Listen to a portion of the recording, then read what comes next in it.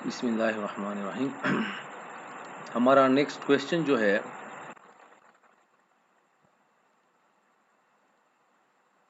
वो है 6/35। इस क्वेश्चन में वो कह रहा है कि an urn contains 4 balls which are known to be इधर ऑल वाइट और 2 वाइट एंड 2 ब्लैक। वो कहते हैं हमारे पास कंटेनर है, दो किस्म के कंटेनर हमारे पास है।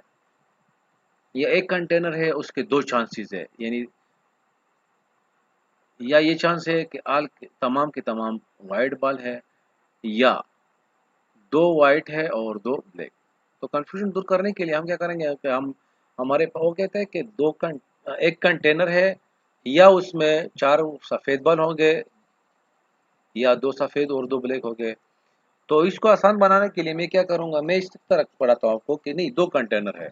एक कंटेनर में तमाम के तमाम चार बॉल जो है वो वाइट है, और दूसरे कंटेनर में हमारे पास 2 वाइट और 2 ब्लैक बॉल है।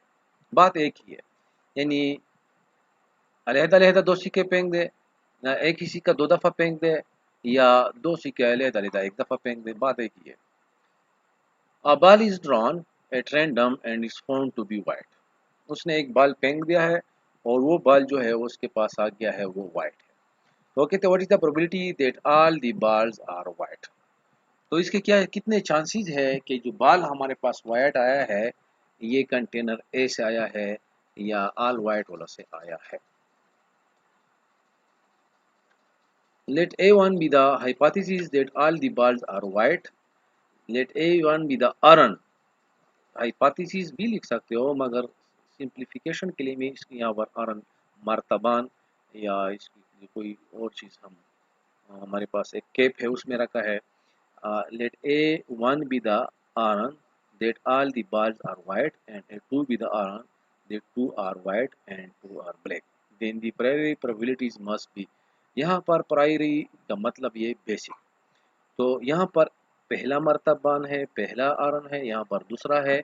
तो इसकी प्रोबेबिलिटी दो हमारे पास है, तो इसकी प्रोबेबिलिटी भी 1/2 होगी, जो इसकी भी प्रोबेबिलिटी 1/2 होगी। यानी अगर आपके पास एक टोपी है उसमें 4 वाइट बाल है, और दूसरी टोपी है इसमें 2 वाइट है और 2 ब्लैक बाल है, तो बाल जो है इसमें भी 4 है, इसमें भी 4 बाल है। तो इस वजह से इसका चांसेस जो है, यानी टोटल 2 है, और इसमें इसका चांस हो जाएगा 1/2 और इसका चांस आ जाएगा 1/2। तो इस पर यहाँ पर लिखते हैं कि प्रोबेबिलिटी ऑफ A1, यानी पहले हमारे पास जो टोपी है या आन है, उसकी प्रोबेबिलिटी भी 1/2 आ जाएगी, और वो दूसरा है उसके भी सेम प्रोबेबिलिटी आएगी, as the selection of hypothesis is random.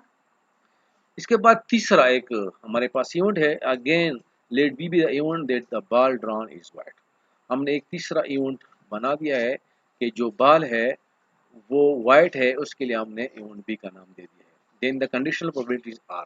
तो कंडीशनल प्रोबेबिलिटी हमारे पास आ जाएगा, probability of B given A1 is equal to यही चीज़ आ जाएगी। तो ये कंडीशनल प्रोबेबिलिटी हम आगे पढ़ चुके हैं।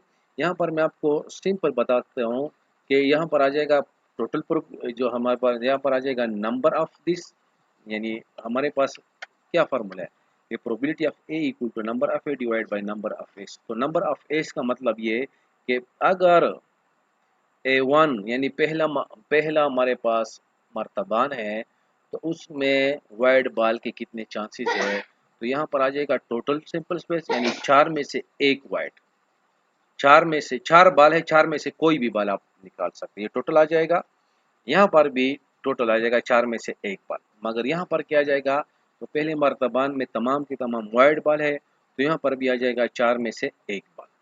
तो इसको जब हम हल करेंगे तो एक आ जाएगा। यहाँ पर देखिए, यहाँ पर है probability of B given A2। अब A2 का मतलब है दूसरा मर्तबान। दूसरे मर्तबान में हमारे पास आ रहा है बी, यानी दूसरे मर्तबान में वाइट बॉल के कितने चांसेस है। तो यहाँ पर देखे, यहाँ आ जाएगा टोटल, यानी 4 में से 4 में से हमने एक बॉल निकाला है। दूसरे केप में या मर्तबान में 4 बॉल पड़े हैं, उसमें से हमने एक निकाला है। तो उसमें वाइट बॉल के कितने चांसेस है, 2 में से एक चांसेस का है। तो जब हम इसको भी हल करेंगे, ये कम्बिनेशन का फार्मूला है, कम्बिनेशन का फार्मूला हम बहुत पहले पढ़ चुके हैं। तो जब हम इसको हल करेंगे तो इससे आ जाएगा 1/2। उसके बाद बेस थ्योरम आएगा, तो probability of A1 given B आ जाएगा। बी का मतलब है वाइट बॉल। अगर वाइट बॉल आ किया है आपके हाथ में, तो इसके क्या चांसेस है कि ये मर्तबान ए से आया है या टॉप कैप ए से आया है। तो ये चीज़ जो है ये ऊपर इसी तरह आ जाएगी, यहाँ पर A1 आ जाएगा, यहाँ पर A2 आ जाएगा, बी भी फिर उसी तरह आ जाएगा। जब हम इसमें ये वैल्यू पुट करेंगे, इसकी वैल्यू 1/2 आ रही है, इसकी वैल्यू 1 आ रही है, ये इसी तरह सेम आ रहा है। यहाँ पर इसकी वैल्यू 1/2 आ रही है और इसकी भी 1/2 आ रही है। इसको सिंप्लीफिकेशन करने के बाद 2 बटा हुआ 3 इसका आंसर आ जाएगा। ये जो है ये दूसरा है, probability of A2 given B। इसका क्या मतलब है? इसका मतलब ये है कि वाइट बॉल अगर आ गया है तो इसके कितने चांसेस है कि वो दूसरे हाइपोथेसिस से आया है या दूसरे केप से आया है या दूसरे मर्तबान से है, इसके कितने चांसेस है। तो यहाँ पर अब हमारे पास A2 है तो यहाँ पर भी A2 हो जाएगा, यहाँ पर भी A2 हो जाएगा और ये चीज़ जो है ये चीज़ और ये चीज़ सेम आएगी। इसमें कोई कन्फ्यूजन नहीं है क्योंकि यहाँ पर A1 है, A2 है, A3 है नहीं, तो नहीं लिखते हैं। तो भाई बेस थ्योरम की वजह से यहाँ पर A1 A2 आ जाएगा, A3 नहीं है तो हम नहीं लिखेंगे। जब हम इसमें वैल्यू पुट करेंगे सिंप्लीफिकेशन आ जाएगा तो यहाँ पर आ जाएगा 1/3। Hence, the first hypothesis, all the bulbs are white, is preferred as it has large posteriori probability। वो कहता है कि इसके ज़्यादा चांसेस किसके हैं। तो आसान बात है, अगर एक टोपी है उसमें 4 वाइट बल्ब पड़े हैं और दूसरी टोपी है उसमें हमारे पास 2 वाइट है और 2 ब्लैक है, तो ऑटोमेटिकली जो है जो टोपी ए है उसमें वाइट बल्ब आने के चांसेस जो है वो ज़्यादा हो गए, क्योंकि उसमें 4/4 आ रहा है और जो हमारे पास आ रहा है उसमें 2/4 की आ रही है। तो यहाँ पर देखिए, यहाँ पर आ जाएगा 4/4, यहाँ पर आ जाएगा 2/4।